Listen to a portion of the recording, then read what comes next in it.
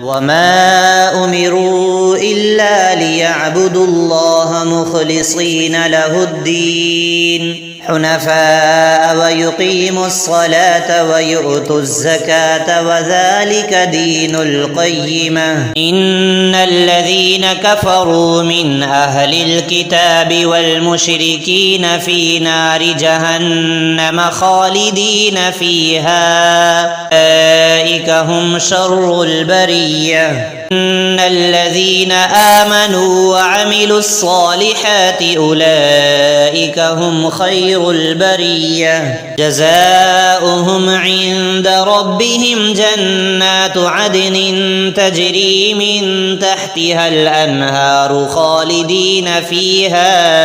أبدا رضي الله عنهم ورضوا عنه ذلك لمن خشي ربه